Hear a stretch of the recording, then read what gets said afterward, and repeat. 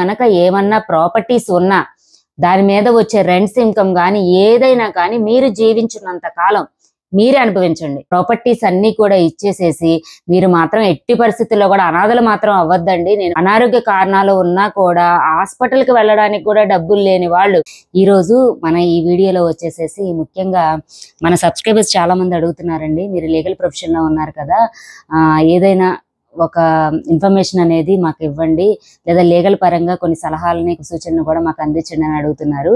కానీ లీగల్ పరంగా చెప్పాలంటే కనుక అందరూ కూడా దాన్ని పాజిటివ్గా తీసుకోరండి. ఎందుకంటే చాలా వరకు కూడా యాక్సెప్ట్ చేయరు అనమాట. ఎందుకంటే కరెక్ట్గా సూటిగా చెప్పాలి కాబట్టి దాని గురించి అయితే కనుక నేను ఎప్పుడు కూడా మన ఛానల్ అనేది డిస్కస్ చేయలేదు, ఎప్పుడు కూడా రిలేటెడ్ వీడియో అనేది నేను పెట్టలేదు. కానీ మన సబ్స్క్రైబర్స్ కోసం అడుగుతున్నారు కాబట్టి వాళ్ళ కోసం అయితే కనుక ఈరోజు ఈ వీడియో చేస్తున్నాను. యాక్చువల్లీ నేను ఈరోజు డిస్కస్ చేద్దాం అనుకున్న విషయం ఏంటంటే, ప్రస్తుతం నేను వచ్చేసేసి డాక్యుమెంటేషన్ ప్రొఫెషన్లో ఉన్నాము. అంటే లీగల్ రిలేటెడ్ ప్రాబ్లమ్స్ కానీ అలాగే ప్రాపర్టీస్ రిలేటెడ్ ప్రాబ్లమ్స్ కానీ అన్ని కూడా రోజు చూస్తూ ఉంటాం అనమాట. ప్రాపర్టీస్ సంబంధించి రిజిస్ట్రేషన్ కూడా చేస్తూ ఉంటాం కదా. అలాంటి సిచ్యువేషన్స్ లో చాలా అంటే కొన్ని బాధాకరమైన సిచ్యువేషన్స్ అనేది ఎదుర్కోవాల్సి వస్తుంది అనమాట. అవి ఎలాగంటే, మా దగ్గరికి చాలా మంది పేరెంట్స్ వస్తూ ఉంటారు, అలాగే వాళ్ళ పిల్లలు కూడా వస్తూ ఉంటారు అనమాట. మనం జీవిస్తున్న ఈ సృష్టిలో స్వార్థపూరితమైన మనుషులు ఎవరైనా ఉన్నారు అంటే గనక వాళ్ళు ఖచ్చితంగా మన పేరెంట్స్ అని చెప్పచ్చండి.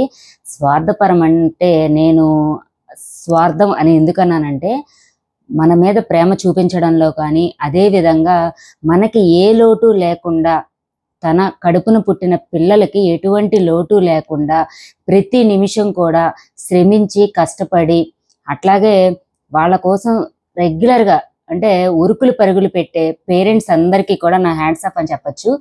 ఎందుకంటే వాళ్ళు చూపించే ప్రేమలో అణువంత కూడా అసలు అది ఎలా చెప్పాలంటే ప్యూర్గా అంటే చాలా స్వార్థపూరితమైన మనుషులు అనమాట. ఎందుకంటే వాళ్ళ పిల్లల మీద వాళ్ళు చూపించిన స్వార్థం అనేది ఇంకా వేరే దేని మీద చూపించరు అనమాట.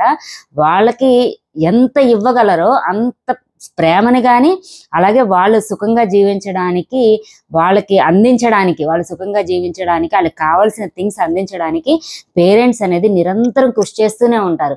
వాళ్ళు ఒక భార్యాభర్తలుగా వాళ్ళు జీవనం సాగించిన దగ్గర నుంచి ఎప్పుడైతే వాళ్ళకి పిల్లలు పుడతారో అప్పటి నుంచి వాళ్ళ లైఫ్ స్టైల్ అనేది మారిపోతుందండి. ఎందుకంటే అప్పటి వరకు భార్యాభర్తలుగా ఉన్నటువంటి వారు కేవలం ఈ పిల్లలు వాళ్ళ లైఫ్లోకి ఎప్పుడైతే స్టార్ట్ అవుతారో అప్పుడు వాళ్ళ కోసం జీవించడం, వాళ్ళ కోసం బతకడం అనేది స్టార్ట్ చేస్తారనమాట. ఆ స్టార్ట్ చేసే క్రమంలో వాళ్ళ కోసం వాళ్ళు అనేది ఇంత కూడా ఆలోచించరు అనమాట.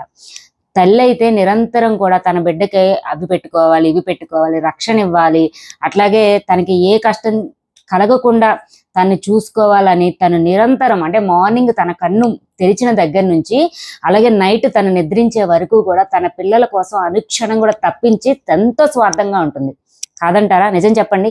అట్లాగే మన తండ్రి గురించి చెప్పాలంటే అసలు ఇంకా ఎవరూ సాటలేరు అనమాట. ఎందుకంటే తన గురించి అంటే ఎంత కూడా అదంటారు చూసారా, పిసరంతా కూడా తన గురించి ఆలోచించడు.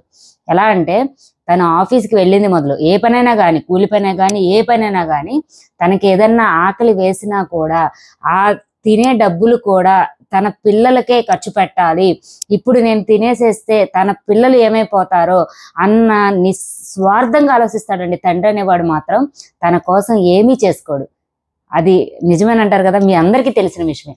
మరి ఇప్పుడు ఈ పేరెంట్స్ గురించి నేను ఎందుకు చెప్తున్నాను, ఇంత స్వార్థపూర్వమైన పేరెంట్స్ ఉన్నారు కదా, మరి వాళ్ళ స్వార్థం అసలు ఏ స్థాయికి చేరిపోయింది, దానివల్ల వాళ్ళు ఏ విధమైన ప్రాబ్లమ్స్ ఫేస్ చేస్తున్నారు అనేది నేను నా కళ్ళారా చూసిన ఒక సిచ్యువేషన్ అయితే కనుక నా మనసునైతే ఎంతో కదిలిచ్చేసింది అనమాట. అది ఏంటంటే, భార్యాభర్తలు 2 ఉన్నారు, వాళ్ళకి 4 పిల్లలు ఉన్నారు, 3 కొడుకులు చూసారా, 3 సన్స్, 1 డాటర్ అనమాట. అయితే ఈ తల్లి పేరు మీద తండ్రి ప్రాపర్టీ పర్చేస్ చేశాడు. పర్చేస్ చేసినప్పుడు ఏమైందంటే కొంచెం ఏజ్డ్ అంటే 55-60 దగ్గరలో ఉన్నారనమాట. ఈ తల్లికి కూతురితో అవినాభావ సంబంధం అనేది బాగా ఉండేదన్నమాట. అంటే ఏదైనా కానీ కూతురుతో షేర్ చేసుకోవడం కానీ అన్ని బాగా ఉండేది. ఎందుకంటే యాజ్ యూజువల్ గా ఒక తల్లి అనేది కూతురుతో షేర్ చేసుకున్నట్టు ఎవరితో కూడా షేర్ చేసుకోదు. ఇది కరెక్ట్ కదా.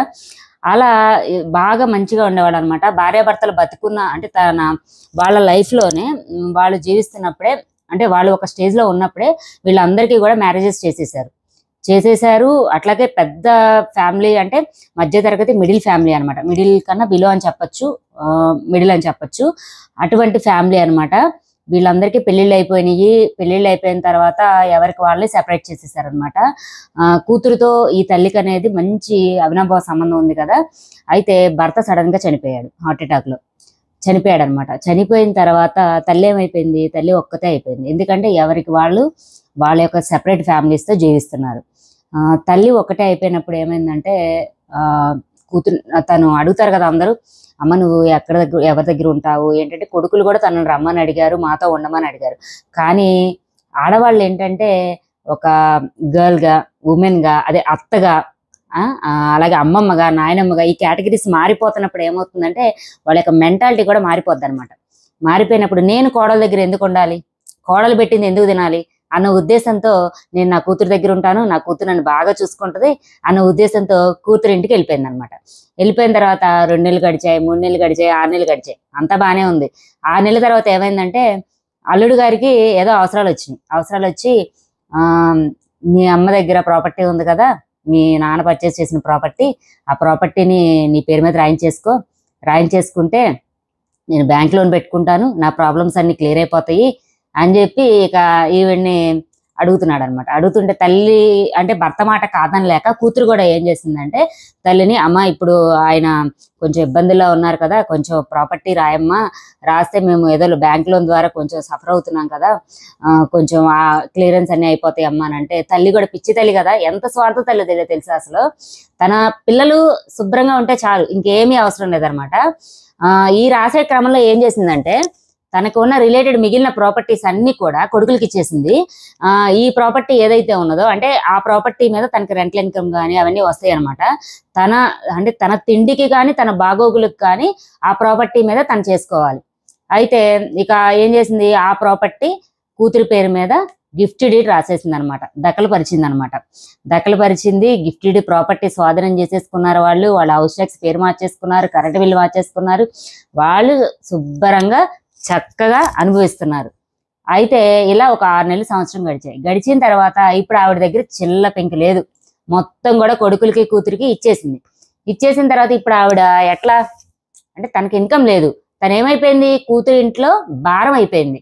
ఇక మొదలెట్టారనమాట అల్లుడు కూతురు స్టంటింగ్ అనమాట. ఏంటి, ఇక ఏ చిన్న విషయానికి ఏది చేసినా ఇంట్లో బడ్జెట్ ఎక్కువైపోయింది, వచ్చే ఆదాయం సరిపోవట్లేదు, ఉండే మనుషులు ఎక్కువైపోయారు అని చెప్పి పాపం ఈవిడని కాస్త ఇక అనడం మొదలెట్టారనమాట. ఇక ఆవిడికి ఏమనిపిస్తుంది అంటే, ఏంటి ఇన్నాళ్ళు నా కూతురు ఎంత చక్కగా ఉంది, ఇప్పుడు ఏ విధంగా ఇట్లా అయిపోయింది, ఆ రోజు కూడా ఆవిడని కాస్త హీనంగా చూడటం. అంటే పిల్లలు కనీసం ఆవిడ దగ్గరికి వెళ్ళినా కూడా ఎలా అల్లుడు గారు వీళ్ళంతా ఎలా ప్రవర్తించారంటే, ఎందుకు ఆవిడ దగ్గరికి వెళ్తా, ఆవిడ దగ్గుతా ఉంటది, తుమ్ముతా ఉంటది, అవన్నీ మీకు వచ్చేస్తాయి, ఎలర్జీస్ వచ్చేస్తాయి, ఆవిడ ఏమైనా ఫుడ్ కనీసం వాళ్ళ మనవలకి మనవరాలకి పెడదాం అనుకున్నా కూడా నువ్వు పెట్టలేవా అన్న రేంజ్ కి అలా మా కన్వర్ట్ అయిపోయారనమాట.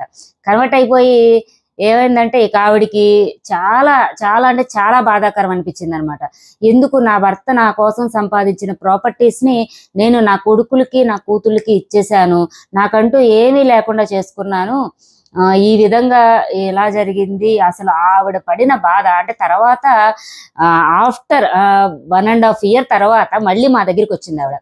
సంతోషంగా కూతురికి ఏ విధంగా అయితే ప్రాపర్టీని గిఫ్ట్ ఇచ్చిందో, కొడుకులకి మిగిలిన ప్రాపర్టీస్ అన్ని ఎప్పుడు ఇచ్చేసిందో, ఆవిడ ఒక అనాథ అయిపోయింది అనమాట. ఎందుకు, ఆవిడ చేతిలో ఒక చిల్లి గవ్వ కూడా డబ్బులు లేవు, ఆవిడని చూసే లేదు, ఆవిడ నుంచి వీళ్ళకి వచ్చే ఇన్కమ్ అనేది ఏమీ లేదనమాట, నిల్లు. ఇంకెందుకు ఆవిడతో అవసరం లేదు కదా, ఆవిడ ఒక పరాయి వ్యక్తి అయిపోయింది అనమాట ఇంట్లో. చిన్నప్పుడు నువ్వు తప్పటడుగులు వేస్తుంటే ఇలా కాదు నాన్న ఇలా వెయ్యాలి అని ఏలు పెట్టి నడిపించిన తండ్రి కానీ తల్లి కానీ వాళ్ళ దగ్గర చిల్లి గవ్వ లేనప్పుడు నీకు వాళ్ళు భారం అయిపోయారు, అంతే కదా, వాళ్ళు భారం అయిపోయారు. వాళ్ళకి నువ్వు పెట్టే ప్రతి రూపాయి కూడా నీకు ఎక్స్ట్రా బడ్జెట్ అయిపోయింది అనమాట. ఇప్పుడు వాళ్ళు ఎలా తయారయ్యారంటేనండి, నిజంగా అసలు అంటే వాళ్ళ దగ్గర నుంచి ప్రాపర్టీస్ తీసేసుకుంటే ఇక వాళ్ళని మనం చూడాల్సిన అవసరం లేదు. అర్థమవుతుందా మీకు, వాళ్ళ దగ్గర నుంచి వచ్చేసినాయి ఇంకా వాళ్ళకి మనకి సంబంధం లేదు, వాళ్ళు ఏమైపోయినా పర్లేదు. నువ్వు నడుస్తూ తప్పటడుగు వేసి నువ్వు కింద పడిపోతే నీ తండ్రి పిచ్చివాడిలాగా అక్కడ కూర్చొని నీ కాళ్ళు ఒత్తుతా ఉంటాడు. కానీ అదే తండ్రి తల్లి గాని తూలు ఎక్కడైనా పడిపోతే తన కాళ్ళు పట్టుకోవడానికి కోడల ముందు గాని అల్లుడి ముందు గాని, కూతురైతే అల్లుడి ముందు తల్లి కాళ్ళు పట్టుకోవడానికి, అలాగే కొడుకైతే కోడల ముందు తల్లి కాళ్ళు కానీ తండ్రి కాళ్ళు కానీ పట్టుకోవడానికి నామోషిగా ఫీల్ అవుతున్నారు. ఎందుకు ఈ సమాజం ఇలా అయిపోతుంది చెప్పండి? ఇప్పుడు మీరు చిన్నతనంలో మీరు చూసిన అంటే మీ ఎదుగుదల కోసం, మీ బాగు కోసం తను ఎంతో కష్టాలు ఓడ్చి తండ్రి మిమ్మల్ని ఈ స్థాయికి చేరిస్తే తండ్రి అనారోగ్యకర అంటే వృద్ధాప్యరీత్యా తను ఒక దగ్గు వచ్చినా, ఒక తుమ్ము వచ్చినా అది మీకు అంటువ్యాధి కింద ఎందుకు అయిపోతుంది చెప్పండి? ఇది ఎంత పైశాచికంగా తయారయ్యారంటే నిజంగా ఆవిడ మా ఆఫీస్కి వచ్చి నేను అసలు ఆవిడ పెట్టుకున్న కన్నీళ్లు చూస్తే నేనైతే సజెస్ట్ చేశానండి. ఎందుకంటే గిఫ్ట్ డీడ్ క్యాన్సిల్ చేసేసుకోండి, మీ ప్రాపర్టీ రైట్స్ మీకు వచ్చేస్తాయి. మీ ప్రాపర్టీ మీద వచ్చే బెనిఫిట్స్ కానీ ఐవేజ్ కానీ మీరు బతికున్నంత కాలం మీరు అనుభవించవచ్చు. తర్వాత వాళ్ళకి ఏమన్నా మీకు ఇవ్వాలనుకుంటే కనుక మీరు ఇవ్వచ్చు అని చెప్పి అయితే నేను ఆవిడ చెప్పడం జరిగింది. కానీ ఆవిడ ఆ టైంలో కూడా ఆవిడ ఏ విధంగా ఆలోచిస్తుంది తెలుసా? అమ్మ నేను ఇప్పుడు ఆ ప్రాపర్టీస్ని మా వాళ్ళ దగ్గర నుంచి తీసేసుకుంటే మా వాళ్ళు ఇబ్బంది పడతారు కదా, మా వాళ్ళు దాని ద్వారా బ్యాంక్ లోన్ తీసుకున్నారు కదా, మరి అవి కట్టడం ఇబ్బంది అయిపోతుంది కదా అని చెప్పి అది ఆలోచిస్తున్నారు. కానీ ఈవిడ భవిష్యత్తు ఏంటి, ఈవిడ్ని ఏ విధంగా చూస్తున్నారు వాళ్ళు అనేది మాత్రం అస్సలు థింక్ చేయట్లేదండి. నిజంగా చాలా బాధాకరమైన విషయం కదా. కాబట్టి ఈ వీడియో ద్వారా నేను మీకు చెప్పాలనుకున్న విషయం ఏమిటంటే, పేరెంట్స్ మీకు ముఖ్యంగా చెప్తున్నాను, మీకు గనక ఏమన్నా ప్రాపర్టీస్ ఉన్నా దాని మీద వచ్చే రెంట్స్ ఇన్కమ్ కానీ ఏదైనా కానీ మీరు జీవించినంత కాలం మీరే అనుభవించండి. మీ పిల్లలకు మాత్రం అస్సలు ఇవ్వకండి. ఎందుకంటే తన ఉత్తములైతే మీ కొడుకులు కానీ కూతుర్లు కానీ ఉత్తములైతే కనుక మీ ప్రాపర్టీస్ని వాళ్ళు తీసుకోవాలని అయితే కనుక వాళ్ళు ఎప్పుడు కూడా ఆలోచన చేయరు. వాళ్ళ కాళ్ళ మీద వాళ్ళు నిలబడాలని మాత్రమే ఆలోచన చేస్తారు. వాళ్ళ కాళ్ళ మీద వాళ్ళు నిలబడడానికి మీరు సహాయం చేయండే తప్ప ప్రాపర్టీస్ అన్నీ కూడా ఇచ్చేసేసి మీరు మాత్రం ఎట్టి పరిస్థితుల్లో కూడా అనాథలు మాత్రం అవ్వద్దండి. నేను మాత్రం ఇది మీకు గట్టిగా చెప్తున్నాను. ఎందుకంటే నేను చూసి చాలా వరకు బాధపడిన సో మెనీ సిచ్యువేషన్స్ ఉన్నాయండి. ఎందుకంటే అనారోగ్య కారణాలు ఉన్నా కూడా హాస్పిటల్కి వెళ్ళడానికి కూడా డబ్బులు లేని వాళ్ళు కొడుకుని అడగలేక, కూతుర్ని అడగలేక, కూతురేమి అంటే పెళ్ళైపోయింది కదా కూతురు చూడకూడదు కదా అన్న ఆప్షన్ అనేది లేదండి లీగల్లో. ఎందుకంటే కూతురైనా కొడుకైనా అల్లుడైనా ఎవరైనా కానీ పేరెంట్స్ని ఖచ్చితంగా చూడాలి. మీ నుంచి వారు కోరుకునేది కేవలం పలకరింపేనండి. నిజంగా మీరు రోజు ఎంత బిజీ సిచ్యువేషన్ లో ఉన్నా కూడా మీ అమ్మకు కానీ, మీ నాన్నకు కానీ, మీ అమ్మమ్మకి కానీ, మీ నాయనమ్మకి కానీ, మనవాళ్ళు మనవరాళ్ళు కూడా చెప్తున్నానండి, ఫోన్ చేసి ఎలా ఉన్నారు, తిన్నారా అని అడగండి చాలు, అంతే. ఇంకేమీ అవసరం లేదు. వాళ్ళు మిమ్మల్ని ఏమి మణులు మాణిక్యాలు అయితే కనుక అడగరు కదా, అర్థమవుతుందా? అలాగే మీ అమ్మమ్మలు కానీ నాయనమ్మలు కానీ ఇంట్లో ఎవరైనా ఉంటే వాళ్ళు పెట్టే గోరు ముద్ద అనేది అమృతం అని చెప్పండి. అంతేగాని వాళ్ళు తుమ్ముతారు, దగ్గుతారు, స్వెట్ చేస్తారు అవన్నీ కూడా అసలు వద్దండి. పిల్లలకి మన యొక్క పేరెంట్స్ యొక్క వాల్యుబిలిటీ అనేది ఖచ్చితంగా తెలియాలండి. మీ కళ్ళ ముందు మీ పిల్లలు పెరిగే విధానమే రేపొద్దున మీరు పెద్దవాళ్ళు అయిన తర్వాత వాళ్ళు మీ మీద చూపించే ప్రేమ అనేది డిపెండ్ అయి ఉంటుంది ఖచ్చితంగా కూడా. ఎందుకంటే ఈ పొజిషన్ లో మనం అమ్మా నాన్న అయి ఉంటాం, రేపొద్దున అమ్మమ్మ నానమ్మ అవుతాం. అప్పుడు మనల్ని చూస్తా పెరిగిన పిల్లలు రేపొద్దున మనల్ని చూస్తారని మీరు ఏ విధంగా అనుకుంటున్నారు? ఖచ్చితంగా ఆలోచించాల్సిన విషయం అండి. నిజంగా కూడా పేరెంట్స్ ఎవరున్నా కూడా మీ పిల్లలకి మిమ్మల్ని మీరు బాధ్యతగా పెంచండి, చదివించండి, ఖచ్చితంగా గొప్ప వాళ్ళని చేయండి, మంచి బుద్ధుల్ని ఇవ్వండి. అలాగే వాళ్ళ నుంచి వచ్చిన మీ మనవాళ్ళు కానీ మనవరాలని కూడా మీకు సాధ్యమైనంత వరకు మీకు తెలిసిన మంచి మంచి విషయాలు చెప్పి వాళ్ళ యొక్క పురోగతికి మీరు తోడ్పడండే తప్ప మీరు మీ ఆస్తిపాస్తులు ఇచ్చేసేసి మీరు నిరాశ్రలు అయిపోయి ఎప్పుడు కూడా అసలు ఆ విధమైన జీవితం అనేది మీరు అనుభవించద్దండి. నిజంగా మేము అనుభవించే ఈ జీవితం అనేది మీరు ఇచ్చిన మాకు భిక్ష అని నేను చెప్తున్నాను. ఎందుకంటే మనం ఈ విధంగా జీవిస్తున్నాము అంటే కేవలం మన పేరెంట్స్ మనకిచ్చిన పాప పుణ్యాల మీద డిపెండ్ అయి ఉంటుంది. నిజంగా వాళ్ళు చేసిన పూజలే కానీ వాళ్ళు మన గురించి చేసిన ఎఫర్ట్సే కానీ మనం ఈ పొజిషన్ లో ఉండడానికి చాలా దోహదపడినాయి అని చెప్పి మీరు ముందు గుర్తు పెట్టుకోండి. మీ పిల్లలకి చెప్పండి, నేను మా నాన్న వల్ల ఈ విధంగా ఎదిగాను, నేను మా అమ్మ వల్ల ఈ విధంగా ఎదిగాను, నువ్వేమన్నా చెయ్యాలనుకున్నప్పుడు ఖచ్చితంగా మీ అమ్మకి మీ నాన్నకి అమ్మ నేను ఈ రోజు ఇది చేశాను, ఇది చేయబోతున్నానని ఒక్క ఇన్ఫర్మేషన్ ఇవ్వండి.